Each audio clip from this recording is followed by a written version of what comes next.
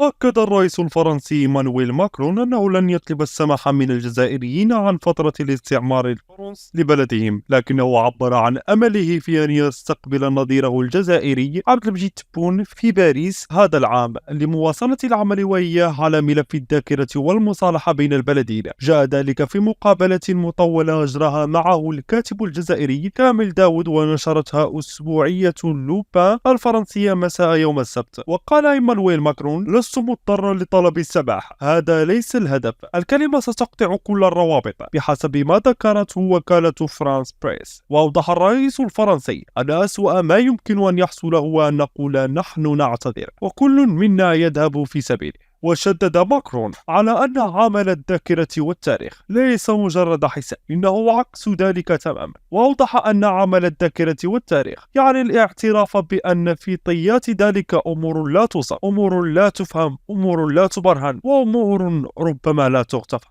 ومسألة اعتذار فرنسا عن ماضيها الاستعماري في الجزائر بين العامين 1830 و 1962 هي في صميم العلاقات الثنائية والتوترات المتكررة بين البلدين. خلاصة الموضوع أن الجزائر تريد الاعتراف والاعتذار، لكن لفرنسا رأي آخر، ألا وهو عدم الاعتذار وعدم الإيذاء بأي ندم بحكم شخصيتها الأوروبية. فما هو ردة فعل الإعلام الجزائري؟ وما هي ردة فعل الشعب الجزائري من هذا الموقف؟